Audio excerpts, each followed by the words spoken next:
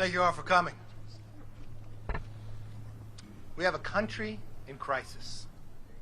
A recent poll showed Americans' optimism about this country's direction over the next year has plummeted 20 points just since May. This should surprise no one in America. Every time Americans go to the checkout at the grocery store or gas station, they're paying more. Every time they turn on the local or national news, they're seeing crime continue to surge. Every time they get updates about our southern border, they're seeing reports about thousands of migrants that are illegally entering our country every single day and not being tested for COVID and then being moved throughout the nation. And every time the CDC releases new guidance, not only does it contradict information they've already released, but it punishes Americans who've already done everything they were asked to do. They were told to be vaccinated. They wouldn't have to wear a mask. Think about what the CDC did just this week. They forced vaccinated Americans to wear masks because of a study in India about a vaccine that's not even in America that has not been peer-reviewed.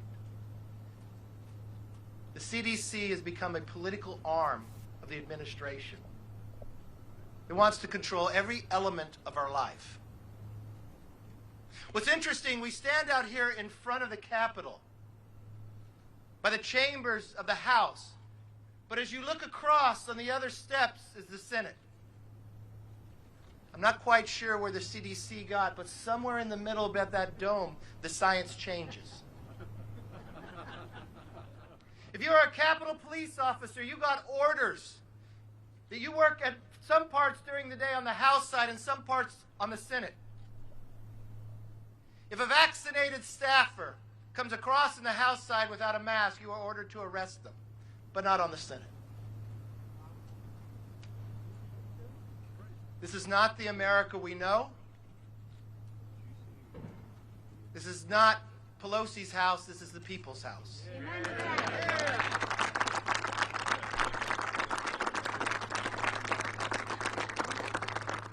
The study of the political CDC won't even put out the study from India, but they base this.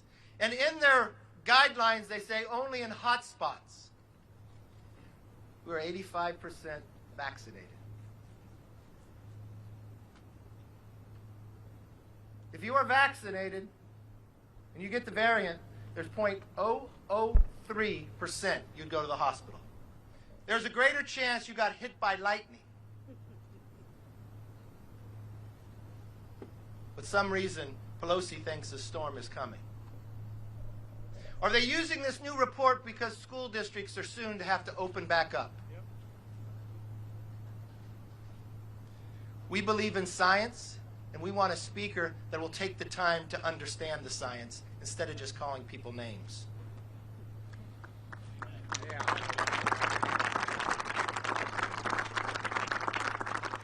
Meanwhile, we have a president in the White House and Democrats in Congress that are completely oblivious to the frustration the American people are feeling at this moment.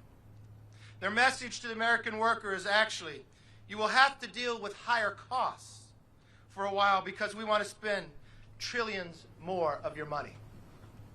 We have a Democrat-created inflation we haven't seen in decades. We have gas prices that haven't been this high since the last time Biden was in office. We have borders that are open, are numbers that we've never seen before. People coming across with COVID and being shipped by your taxpayers' money throughout this nation.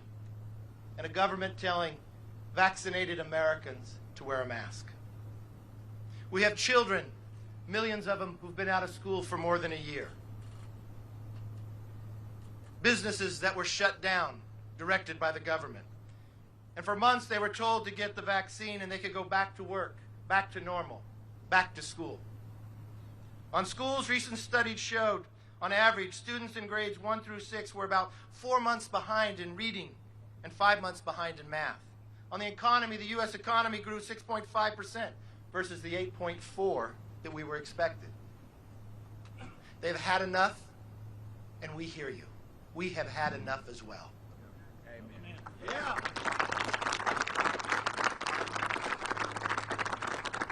We make this pledge to you. We will not allow the CDC to be political. We'll base decisions on science, and we'll fight for the American people. The goal is simple. Back to work, back to school, back to health, and back to normal. Yeah. Amen.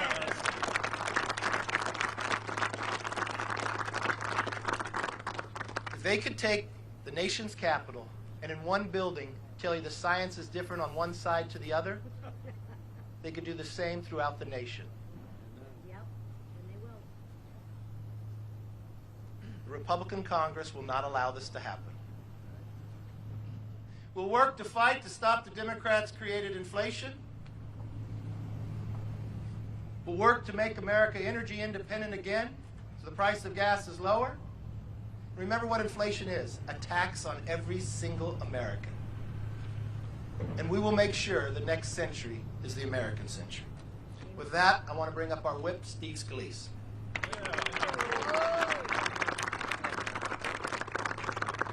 Thank you, Kevin. Good morning. We're getting ready to go back to our districts for the next few weeks. And as we listen to American families all across the country, I would urge my Democrat colleagues to listen to those same families who are calling on this Congress to stand up and work for them, not for the powerful brokers in Washington. If you look across the board, right now we've been having this debate over whether or not schools should be open. Yet the science has been clear from the beginning that all children in America should be in schools. It's safer for them to be in schools. The learning gap is wider when they're not in the classroom. The science says that. And yet Democrats are not listening to the science, they're listening to the union bosses. We saw that with the CDC. The CDC was getting ready to come out with guidance months ago, urging kids to go back in schools, except the union bosses said, wait. And sadly, Joe Biden sided with the union bosses against our kids all across America and let them rewrite the science to follow the wishes of the union bosses at the expense of America's children. That is not the America that we need to be living in. That's not the America our parents all across America want to be living in. And so as we go back and listen, I know what we've been hearing already. Families are concerned about inflation. It is a real problem. It is a real tax on hardworking Americans. And families also know this inflation is being driven by President Biden's policies. We see gas prices over 45% higher. And what did Joe Biden do on day one when he came into office? He canceled the Keystone Pipeline. He put a moratorium on drilling on federal lands. But you know, it's not just that President Biden is against pipelines. He's only against pipelines in America because he green-lighted the Russian pipeline, Nord Stream 2. Whose side is he on? Creating billions of dollars of wealth for Russia and crushing thousands of good jobs in America and billions of dollars of opportunity in a partnership between Canada and the United States? That's the divide that we're seeing, that people are so angry with.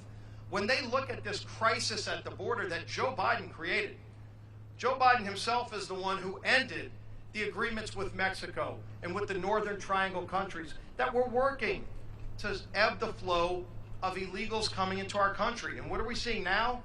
It's not just thousands of people a day coming across our border. It's thousands of people bragging that they have COVID and being welcomed in, given plane tickets and bus tickets to go and be super spreaders all across America. We're seeing the numbers. The Border Patrol agents are telling us this. When President Biden started cramming these kids into cages in places like the Donna detention facility that I went to, I asked Dr. Fauci, I said, I've looked at the numbers. You've got a place rated for 250 people and you're cramming 4,000 into it. I said, Dr. Fauci, would you recommend shutting down a restaurant in America that had those kind of numbers? And he said, yes.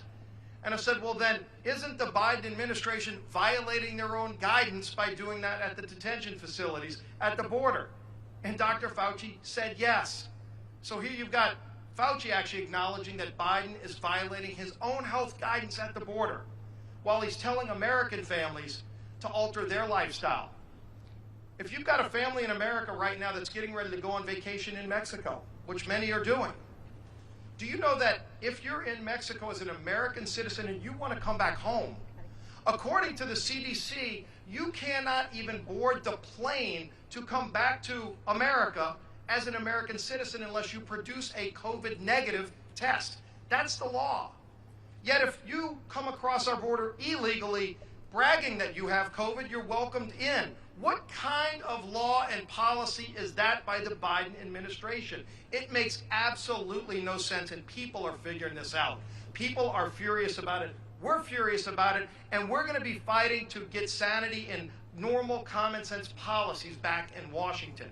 We have got to focus on helping those hardworking families, the businesses that want to get back open, the kids that just want to learn like everybody else. If 40% of America is not back in the classroom, that means 60% of our kids are learning at a normal pace and 40% are being left behind. That's not the America Joe Biden promised when he ran for president, but that's the kind of thing that he's doing in the White House because he's turning over his decisions to other people that don't have those hardworking families at heart. Well, we're going to stand up and fight for those hardworking families. Fight to get crime under control. Fight to keep taxes low instead of crazy radical leftist socialist policies that they're trying to bring, like today when they're trying to gut Hyde Amendment protections, something that's been in place for over 40 years, bipartisan agreements that say taxpayer funding shouldn't go to abortion. In fact, Joe Biden himself, years ago, said that taxpayer funds shouldn't go to abortion. What happened to that Joe Biden? What happened to that Democrat Party? Unfortunately, the Democrat Party has moved so far to the socialist left that you can't even recognize them, to the point where people are marching in the streets of Havana for freedom, waving the American flag, and here you've got the Biden administration won't even force a vote that we've been bringing to support the people of Cuba who want freedom. They'd rather support the people. We're going to continue to stand up for freedom all around this great world. You look at that Statue of Freedom. That is the symbol of freedom, not just here in America, but it's the symbol of freedom for everybody who wants freedom all throughout the world, and it's in jeopardy right now. We are going to continue as House Republicans to fight for what that Statue of Freedom represents, what that American flag represents. We're going to be bringing that message back to our constituents over the next few weeks, and then we're going to bring it back to Washington. And if Speaker Pelosi will continue to fight against those freedoms, we'll just have to fire Speaker Pelosi next November. With that, I'd like to bring up our conference chair, Elise Stefanik. Thank you, Steve. Republicans are about to head home for our August district work period across America, and we will be talking about issues that matter to every hardworking family. America is in crisis because of President Biden and Nancy Pelosi's failed leadership and their radical far-left socialist agenda. Inflation is skyrocketing because of Democrats' reckless and wasteful spending. Families are paying more at the gas pump and the grocery store. With the rising prices, back-to-school family spending is expected to reach a record high. This rampant inflation is a result of Democrats' reckless tax and spend policies. This is while crime rates across the country continue to skyrocket. We are less safe in Joe Biden and Nancy Pelosi's America. And the American people know that it is because of the Democrats' defund the police rhetoric and policies. Our southern border is in the midst of the worst crisis in 20 years. The reason? President Biden and House Democrats' open border pro-amnesty policies. This is what Joe Biden and Nancy Pelosi's America looks like after only 7 months. And this is what Democrats don't want to talk about, because they know their policies are failing and they know they are losing. And most importantly, the American people know it. Everyone knows that Nancy Pelosi is nothing more than an authoritarian, lame duck Speaker of the House. Yeah.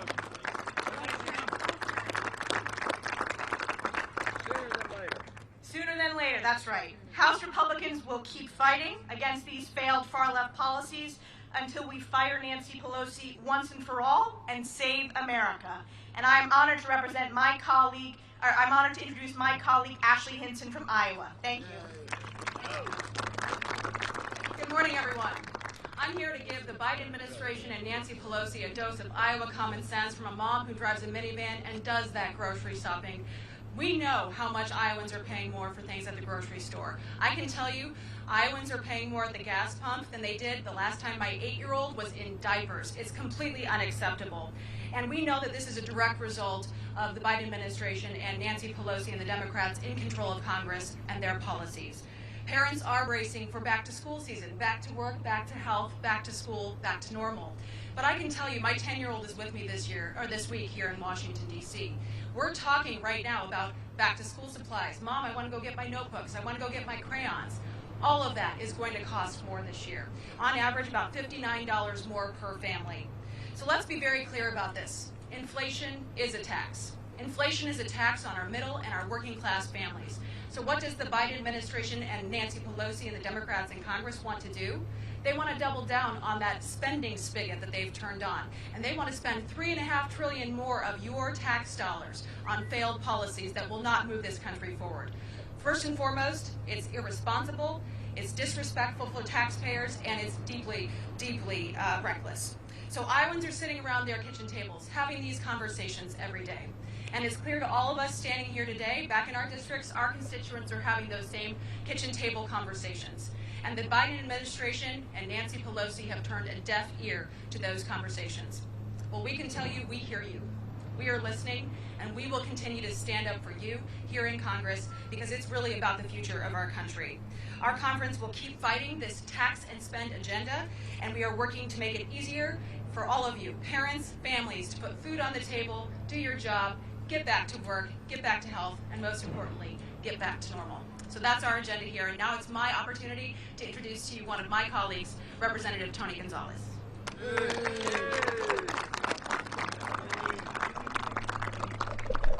Good morning, everyone. Nancy Pelosi is a lame duck speaker. Lame duck Nancy wants us, as Republicans, to be distracted. She wants us to talk about this ridiculous mask mandate. She wants to divide us, but we're not going to be divided. We're going to be focused on one thing, securing our southern border and helping the American people. My district is over 40% of our southern border. This is what I'm seeing every single day. Yesterday, my mayors, my judges, my sheriffs, my Border Patrol agents reached out. Things are as bad as they've ever been, and they're only getting worse. And what do we have in El Paso at Fort Bliss? You have Secretary Mayorkas hiding the fact that COVID is spreading in these detention centers. Upward of 20% of migrants have COVID. These children have COVID. I have 6 children. It is terrible to see the conditions that these young children are having to go through. Meanwhile, over 1.1 million illegal immigrants have come through our southern border unvaccinated, without masks, and yet you're demanding that folks have a mask mandate? It is absolutely ludicrous. Also on the ground, you're seeing catch and release numbers. You're seeing over 50,000 migrants being released into small communities that can't handle the influx of migrants from Haiti, from Venezuela, from Africa, from Asia, from across the world. They cannot handle it. This does not need to fall on the Border Patrol. I want to be very clear. House Republicans stand firm for law and order. We stand firm with Border Patrol agents.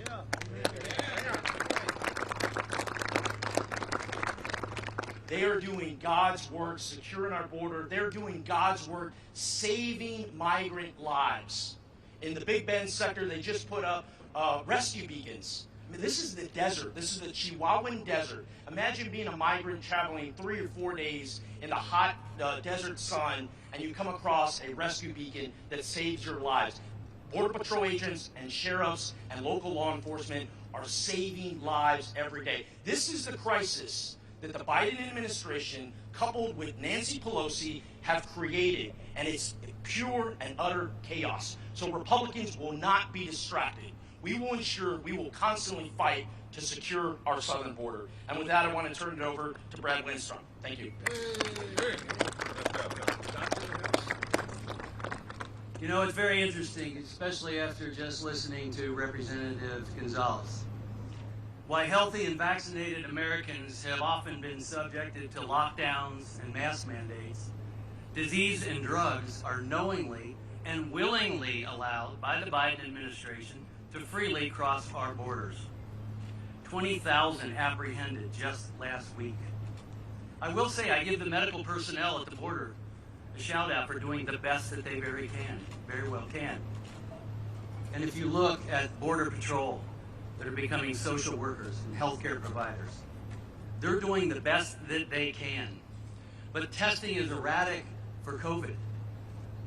You may have some that get tested by Border Patrol, but only if you have symptoms. You may have some that get tested by HHS.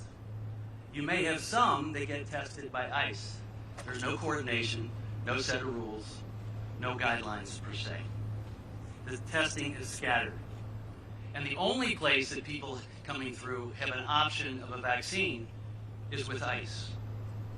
And they don't have to take it, of course, but that's the only place it's offered. How are we keeping America healthy? This is not the way. We subject our people to so many things through this, often willingly because we're trying to do what's best for the country and our health, yet that's being completely ignored at the border. We've been blessed in this country with Operation Warp Speed and a vaccine in record time, not just one, but 3. This is unprecedented.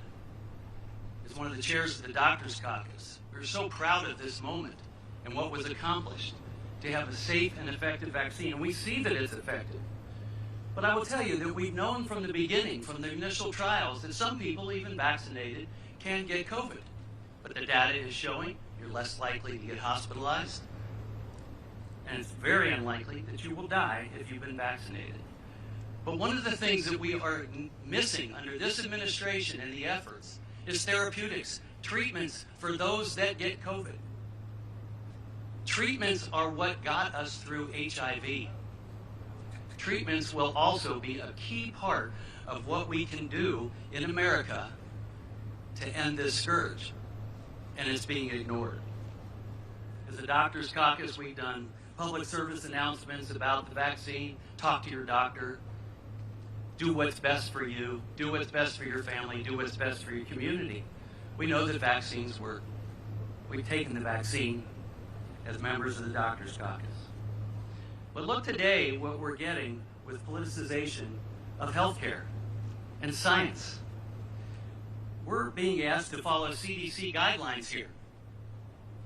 And the CDC guidelines and mask mandates that are being inflicted on the House of Representatives doesn't match the guidelines for DC. Look at you. You're not wearing masks because DC is not requiring it because of the CDC guidelines, yet that somehow is being ignored once you walk into this side of the building. We are getting CDC guidelines that are based on unpublished studies with no peer review from foreign countries that weren't even using our vaccine, so how can that be legitimate? I'm sorry, folks. As a doctor, it is not legitimate. And I hope that when you talk to your doctor, that they are giving you the best advice based on known data, based on peer-reviewed data, as opposed to what is happening here in Washington. And I just want to finish with this message for the American people. As we saw Joe Biden and Kamala Harris berate the vaccine until they got elected, I just want to tell you, if you're relying on Facebook or Joe Biden or Kamala Harris for your medical advice, you're going to the wrong place. So understand what's taking place here, how science is being politicized, and understand that we are going to fight that, and especially proud as members of the Doctors Caucus to try and deliver appropriate advice and appropriate data to the American people, and let the decisions be made by you. At this time, I'd like to introduce my friend Nicole Maliatakis from New York. Thank you, Brad. We talked about the public health crisis, the economic crisis, the border crisis, the national security crisis it causes. Now we're going to talk about the public safety crisis. As a representative from New York City, I can tell you that these cities run by radical Democrats that have decided it was a good idea to tie the hands of police departments and cut their funding are seeing record high levels of crime in their city, and it's got to stop. Government's first responsibility is to protect its citizenry. Yet in New York City, Washington, D.C., Baltimore, Philadelphia, Los Angeles, San Francisco, Atlanta, Minneapolis, Seattle, Salt Lake City, Portland, Hartford, Norman, Oklahoma, and Austin, Texas, we have seen the radical left take away those resources from our police, and the citizens are suffering. I'm here in Washington to spread that message. That's what's happening in my city of New York cannot continue to happen in cities across America. In New York City, shootings are up by 73% this past month of June compared to last year. And that is on top of a 97% increase from 2019 to 2020. Because of bail reform, Governor Cuomo's bail reform, we have seen 50% of criminals who are arrested for shooting someone being put back on the streets, and 9 out of 10 people who are arrested with firearms, illegal firearms, are released the very next day. And what does Nancy Pelosi want to do? She tried to sneak in the bail reform here in the COVID relief package.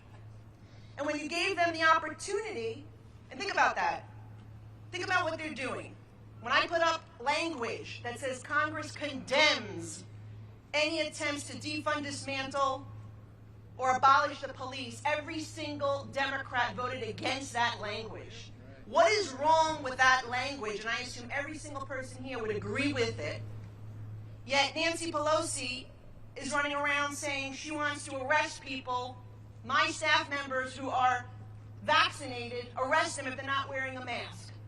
So where is their priority when it comes to public safety? In my district yesterday, an 88-year-old woman was,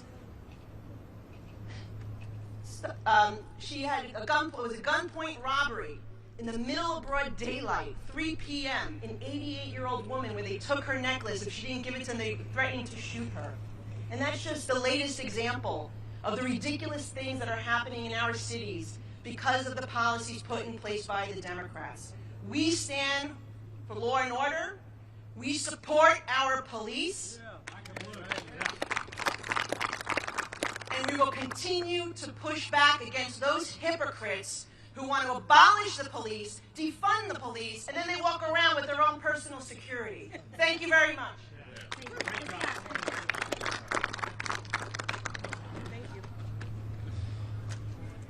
We started this time about American crisis.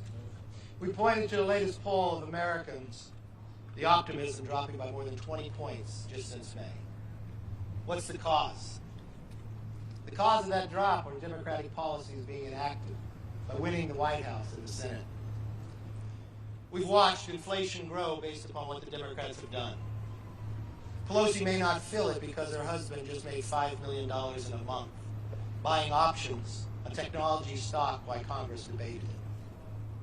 We watched their defunding of the police, crime rising in every city across America, that even the former liberal Senator Barbara Boxer now has the effect of being robbed in Oakland. We watched the borders get opened up to a crisis that we've never seen the size in 20 years. We watched the variant come back in people that are not vaccinated based upon these individuals being moved throughout the country. We watched wokeism knock down our military. These are things that we're going to fight to put America back on the right pace. We just need to make sure we fire Nancy Pelosi. Yeah. With that, let's take some questions. Yes, sir. You mentioned all of the various crises that are happening under the Biden administration. Can you point to a single thing that President Biden has done right since taking office? when I point out the challenges, there wasn't one piece of legislation passed when it came to the border. And now we have a border crisis greater than we've had in 20 years. But the one thing that did happen was executive orders. He's actually spent taxpayers' money, billions of dollars, stopping finishing the wall. The Democrats passed a defunding of police. We now watch crime rising in every single location. The president we sat and met with that we wanted to keep our past to be energy independent. We now watched him shut down a pipeline that he promised he would not do. We watched Russia get a pipeline. We watched the eastern coast of the United States actually bring natural gas in from Russia, even though American gas is 42% cleaner. We watched the president time again when he was sworn in said he was going to work in a bipartisan method. But time again we found the lack of any opportunity to have that discussion. We saw a speaker get her most narrowest majorities ever, even narrower after the election on Tuesday. Instead of working across the other side, she imposes fines, she calls names, she narrows the ability for the American public to actually have input. I haven't found very many things that they have done right now. If the president asked my advice, had he done nothing since he took office, optimism would be up 20%, not down. Leader McCarthy, Leader McConnell had similar authority over congressional security officials on January 6th. So why do you keep blaming Speaker Pelosi for all the security failures that day? And does Leader McConnell have any responsibility as well for that? That's interesting. In the Senate, vaccinated Americans don't have to wear a mask, but in the House you do. So I guess there's difference. It's not the same. We see time and again of reports that as December 14th, they knew there would be a challenge. We've watched Speaker Pelosi politicize medicine, just as she's doing right now. We've watched the Sergeant of Arms have to pass a note to the Speaker during the altercations on January 6th of whether to call the National Guard. We hear reports that prior to that, the National Guard was offered to her, and we hear the Sergeant at Arms said the optics were not right. We've watched Speaker Pelosi say during the riots of the summer, the disgust she had to seeing National Guard protecting the Lincoln Memorial. So yes, it's fundamentally different. Yes, if there's a responsibility for this Capitol on this side, it rests with the Speaker and the House administration. The House administration is solely appointed of the Democrats by the Speaker. It's interesting that she puts 3 of them on the committee. Zoe Lofgren, the chair of the committee, once proxy voting took effect, never came back to Washington. What does that mean? Starting in May, she was never here until the day of swearing in to vote for a Speaker. Even though IG reports talked about Capitol Police needed reform, they need better training.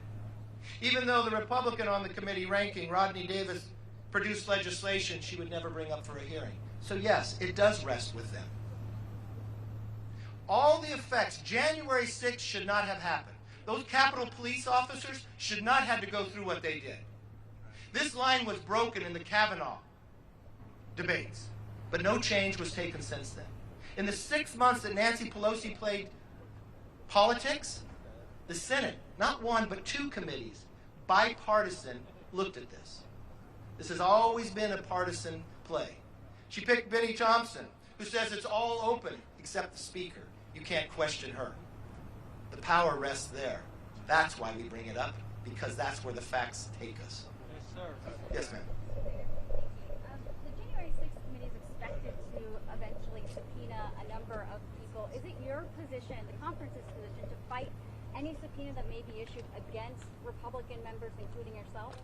No, I think if they had the 5 members that we, the Republicans, want to put on there, we'd gladly go. If this is just going to be a DCCC, we see it just as a sham. It's not something that's serious.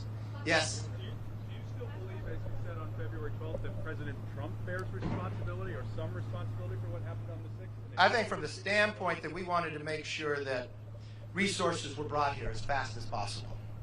When I called the president, I was telling him about what was happening in the Capitol, because none of you would know unless you were in the Capitol.